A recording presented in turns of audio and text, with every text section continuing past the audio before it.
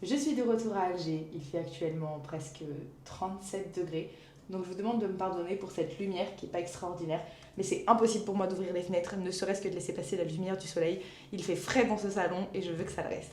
Ces 10 derniers jours, j'ai vécu des choses absolument folles, rien, absolument rien qui ne ressemble à ma vie habituelle, et j'ai tout filmé, donc je vais vous proposer de vous installer tranquillement, de prendre un petit truc à boire. Je vais vous emmener avec moi dans ma folle semaine depuis mon retour en Algérie. Mais avant, on fait un petit détour en France pour que je vous raconte un petit peu ce que j'ai fait pendant ma petite semaine quand je suis rentrée chez moi. À mon arrivée, j'étais vraiment très heureuse de retrouver ma sœur. En plus, il faisait très beau à Paris, donc on en a profité pour faire pas mal de balades. Ça, c'est devenu mon endroit préféré. Moi aussi, c'est trop. Je suis trop contente que ce soit devenu ton endroit Et préféré. moi, pour toi qui ne lisais jamais, j'ai lu des livres.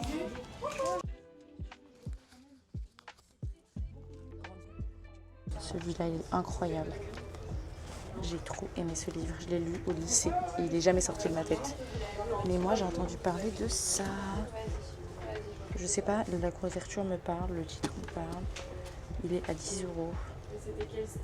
Tu vas être dedans dès le début. Surtout pas Tu jusqu'à vas pas je vais regretter. faire spoil. Tu vas apprendre plein de choses parce que c'est basé sur des faits réels. Vas-y. Et vraiment, pour Je moi, l'ai c'est chez moi, lui. mon auteur préféré fois Il a 1000. mis cela expandé, je sais pas pourquoi. Je l'adore ce livre. qu'il fait Parce chez que je l'ai prêté à quelqu'un chez toi. J'aime trop. C'est pour ça que je veux faire une bibliothèque en Algérie, parce que tous ces livres-là, je les ai ramenés avec moi. Bah ouais. Bon, mon objectif, c'est de me faire une grande bibliothèque. Et celui-là, j'hésite à le prendre. En fait, je voulais relire un Schmitt. Et comme par hasard, je suis attirée par celui-là. Et devinez quoi? Ça se passe en Algérie. Tu sais plus comment rentrer à la maison? Il lui a dit, mais c'est par là, t'es con ou quoi? Qu'est-ce que vous faites chez la voisine? Ouais. Les deux mêmes. C'est vraiment les mêmes. Hein.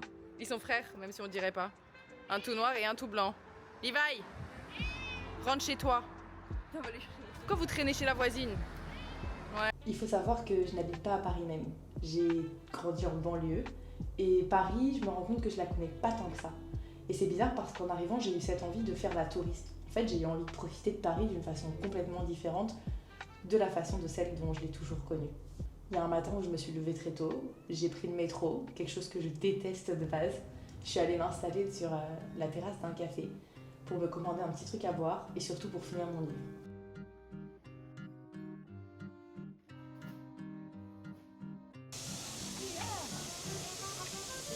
Ouais, je vais vous prendre un ice latte avec du lait d'avoine si possible. Vous avez des sirops Il est 11h30 et je suis installée à la terrasse d'un café. Le soleil est en train de taper sur mes genoux. 27 degrés à Paris, ça fait trop plaisir. J'ai jamais autant apprécié Paris que depuis que je l'ai quitté. J'ai toujours aimé l'été parisien parce que c'est le moment où je peux aller m'allonger dans des parcs, marcher longtemps sans avoir besoin de prendre le métro, faire du vélo dans une des plus belles villes du monde. Je me rends compte que je connais que très peu Paris. J'ai rarement profité des soirées, des musées, des autres activités qu'elle offre. Je viens de payer un café vraiment pas bon à 6 €. Bref, ça n'empêche que j'aime l'ambiance qu'elle dégage en été. Et que j'aimerais en profiter plus amplement désormais. J'ai passé tellement d'années cloîtrée chez moi. Quelque chose que je reproduis à Alger, alors que c'est une ville dans laquelle je rêvais de vivre. Tout ça pour dire que c'est une question de perception. Paris m'a manqué, alors qu'il y a quelques mois, tout ici me faisait râler.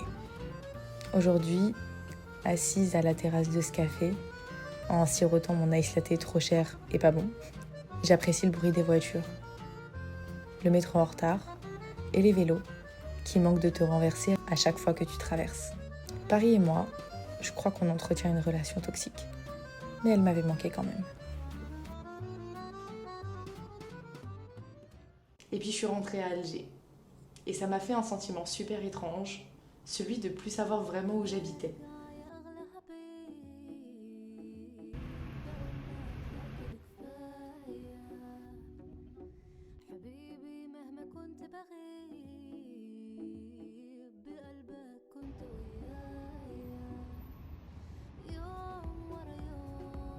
Excuse-moi. T'es qui, toi? T'es qui? On se connaît pas, toi et moi. Bonjour.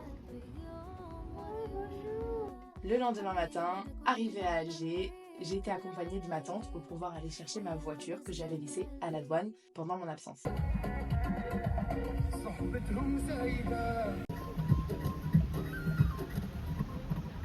Arrivé à 9h devant le bâtiment, on nous annonce que le receveur, qui est censé signer mon papier pour que je puisse récupérer ma voiture, n'arrivera pas avant 11h. Alors ce qu'on a fait, c'est qu'on a cherché un petit café pour pouvoir s'installer en attendant qu'il arrive. Croissant.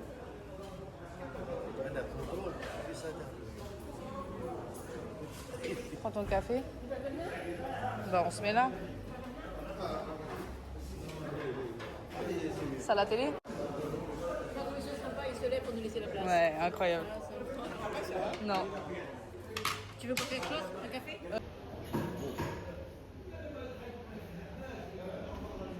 Quand je suis rentrée de France, ma tante m'a raconté qu'elle avait pris l'avion jusqu'au Caire pour rejoindre la marche sur Gaza. Mais qu'elle avait été arrêtée à la frontière et qu'elle avait été détenue pendant quelques jours à la frontière égyptienne. Ouais, c'est dans les locaux de l'aéroport, vous êtes dans les trucs de détention. Ils ont plein de pièces un peu partout et après à un moment donné, il n'y avait plus de place. Bah oui, Au début on était peut-être 20 et après 40, après 50. T'avais toute l'origine? Alors, Plus d'Algériens. Ouais, le premier c'est les Algériens. Elle me dit qu'à son arrivée en détention, les autorités égyptiennes veulent l'isoler dans une pièce, mais que les autres Algériens détenus ont tenu tête pour qu'elle reste avec eux. J'ouvre la porte, je vois plein de mecs, que des mecs. Et après je vois un peu les têtes. Il me dit, t'es algérien? J'ai oublié. Il me dit, tu vas là-bas. Alors moi je veux bien, je l'écoute au début. Ouais. Puis je vois une pièce avec des lits superposés, avec des couvertures et tout. Je veux pas, c'est pas ce truc-là. Là. Ouais. Je dis non, je rentre pas là-dedans, moi je rentre pas là-dedans. Avec Il dit, les tu rentres Algériens. là-bas. Je suis restée avec eux. Après il dit, écoute, ici on est en Égypte, on ne mange pas les hommes et les femmes. Et ici on est algérien, on fait comme on veut.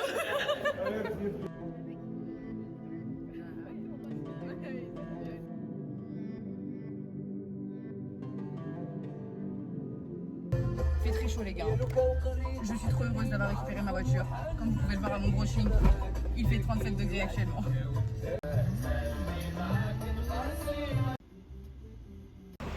Je vais chercher ma chichi. J'ai trop hâte.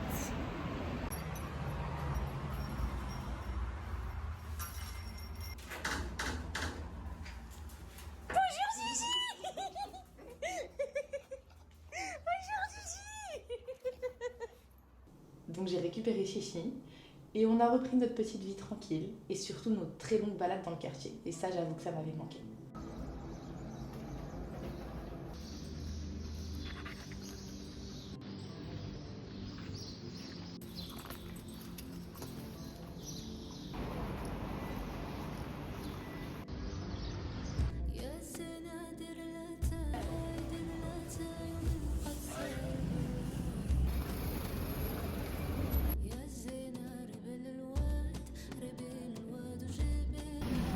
Ça sent trop bon.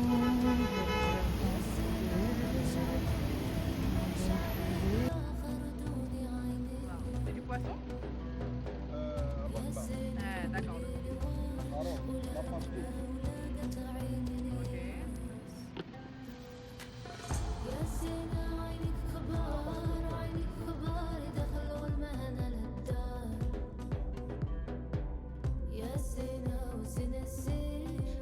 Bon, je vous ai dit que cette semaine j'avais fait quelque chose de fou. J'ai été interviewée par la chaîne algérienne El Biled TV pour faire une petite vidéo sur le retour de la diaspora. Alors je vais pas vous mentir, il fait très chaud à Alger, surtout très humide, ce qui fait que je suis pas très bien physiquement. Et quand je me suis réveillée le matin pour aller à l'interview, j'étais dans un état vraiment pitoyable. Je ne savais pas comment j'allais assumer toute la journée de tournage. Donc je me suis levée assez tôt, je me suis rendue vers El Harrach, particulièrement à Badjallah, pour aller me faire un brushing, parce que j'ai absolument pas la foi de le faire tout seul. Il n'a évidemment pas tenu, vu l'humidité. Et je me suis rendue chez ma grand-mère. C'est là qu'on a enregistré cette vidéo, enfin une partie de cette vidéo. Et ça m'a fait tout drôle, parce qu'ils ont commencé à installer les caméras, les lumières. Et vraiment, ça m'a renvoyé quelques années en arrière. Parce que pendant un moment, c'était moi qui étais à cette place. J'ai passé beaucoup d'années en tant que cadreuse. J'étais celle justement qui préparait le décor, qui préparait les lumières, qui accompagnait le journaliste, parfois qui interviewait, mais j'étais souvent derrière la caméra. Et là, le fait d'être devant, c'était franchement trop bizarre, trop bizarre. Ensuite, on a pris ma voiture et on est allé sur Alger Centre, notamment dans la rue Guido Mourad, parce que c'est une rue que je vous montre beaucoup. Donc ils m'ont demandé de choisir une des rues que je préférais dans Alger pour filmer un petit peu. Et donc on y est allé. Donc, il y avait beaucoup de monde qui nous regardait, il y avait la caméra. Franchement, cette semaine, je n'ai fait que des choses qui m'ont fait sortir de ma zone de confort. Et ça, c'est que le début. Parce que franchement, ce qui arrive après, c'est un truc de fou aussi.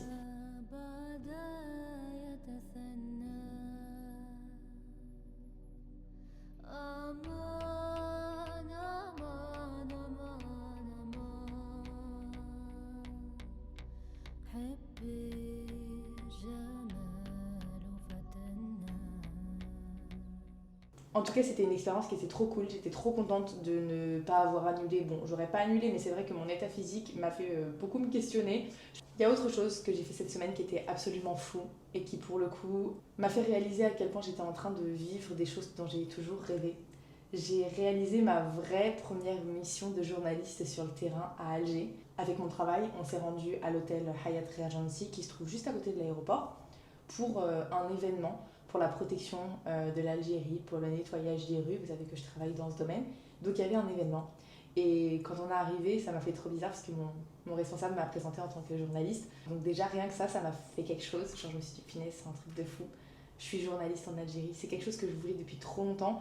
Et je crois que depuis que je suis là, je réalise pas les choses qui m'arrivent vraiment. Je réalise pas parce que je suis dedans. Alors on est allé à l'événement, c'était super sympa. C'était un événement où il y avait pas mal d'influenceurs aussi qui avaient été invités. Et moi, j'étais assez contente d'être là en tant que journaliste.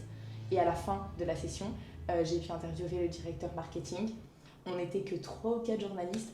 Et c'est moi qui ai dû poser la première question. Alors ça paraît rien, mais pour moi ça me paraissait fou. J'avais trop peur de poser une question bête. Enfin, en fait, j'ai toutes mes peurs qui sont remontées à ce moment-là. J'ai posé ma question, qui a beaucoup plu en plus au directeur. Il m'a répondu, les autres ont posé leurs questions. On a tout enregistré avec nos dictaphones. Et puis maintenant, je vais écrire un article. Enfin, franchement, je suis trop contente. Bon, je vous ai dit que c'était une semaine de folie, vous n'êtes pas prêts. Je vous ai dit, rien de tout ce que j'ai fait cette semaine ne ressemble à ma vie réelle, ok ? J'ai été contactée par une créatrice de robes traditionnelles algériennes qui avait besoin de faire des photos pour les robes qu'elle crée et qu'elle loue en France et en Algérie. La marque s'appelle Ajmal Couture. Ils ont un showroom à Marseille et ils étaient sur Alger, donc ils voulaient absolument faire des photos dans Alger le soir. Et ils m'ont demandé si j'acceptais d'être leur modèle. Donc, il faut savoir quelque chose, c'est que moi, j'ai jamais porté ce genre de robe. Jamais. Parce que j'ai fait très peu de mariages dans ma vie. Et donc, quand ils m'ont proposé ça, j'ai dit oui immédiatement. Et on s'est retrouvés vers Rentaya, où j'ai d'abord été maquillée et coiffée comme une vraie star. Franchement, c'était trop drôle. Puis ensuite, j'ai enfilé la première tenue et on s'est rendu à Alger. Donc, Alger Centre, le vendredi soir, semaine du bac, bondée de monde. Et j'étais là, en train de me balader avec une tenue Chaoui absolument magnifique. J'en suis tombée amoureuse. Vraiment, si je me marie un jour, je sais qu'il y aura cette tenue dans mon mariage parce que, finesse, qu'est-ce que c'est beau. Donc j'étais en train de me balader, comme ça, au milieu de tout le monde. J'ai reçu des félicitations, les femmes faisaient des you-you. Franchement, j'ai été arrêtée par tout le monde pour me dire que c'était trop beau ce que je portais. Il y a eu plein de trucs super drôles pendant cette soirée. Et je suis vraiment sortie de ma zone de confort parce que je vous laisse imaginer ce que c'est que de se balader, de faire des photos, de marcher, de faire des vidéos comme ça au milieu d'une place qui est bondée de monde où tout le monde te regarde. C'était pas facile, mais j'ai kiffé le moment et surtout j'ai kiffé porter ces robes. Elles étaient absolument incroyables. Il faut savoir que ces robes, elles sont dessinées par Selma, enfin la fille qui a ouvert le showroom. Donc elles sont dessinées par elle avec la couturière et ensuite ils les font. Et ensuite, elle les propose dans son showroom. Donc, on a eu 3 robes. La première, c'était la robe Chaoui. La deuxième, c'était la robe Kabyle.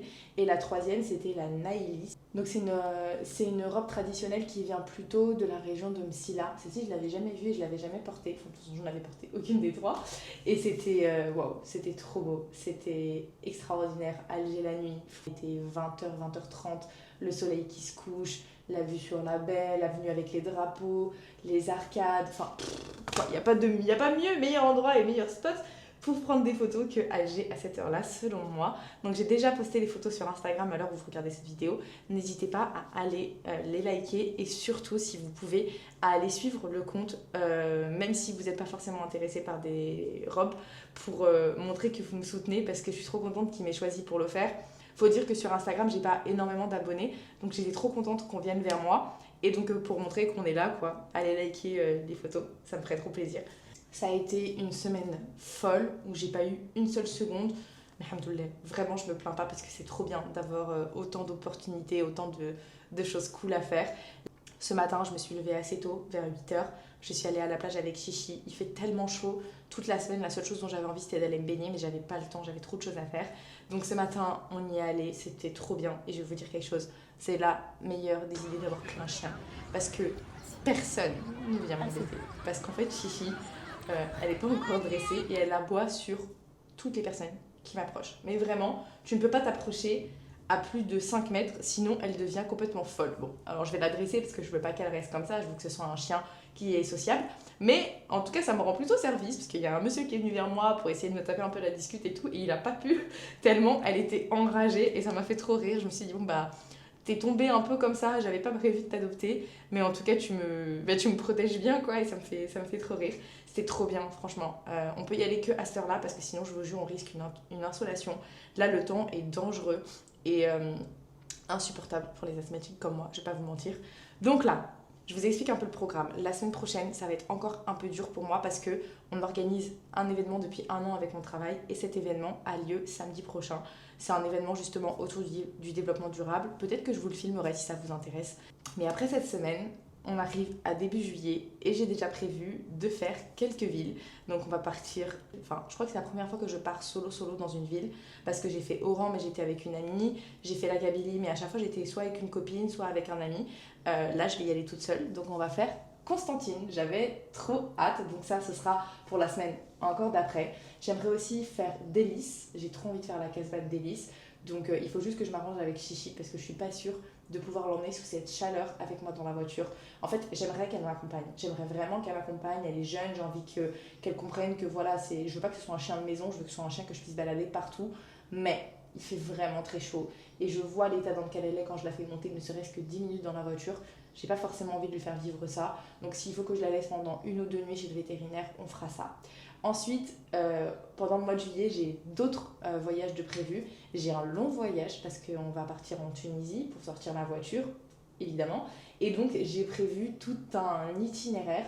On va passer par le sud, etc. Ça, il faut vraiment que je me renseigne sur comment le faire, que je calcule en combien de temps est-ce que je peux le faire. Je me dis peut-être 5 jours, comme ça je m'arrête à chaque fois 1 ou 2 jours dans les villes que j'ai sélectionnées avant de passer la frontière et de remonter à Alger pour le mois d'août.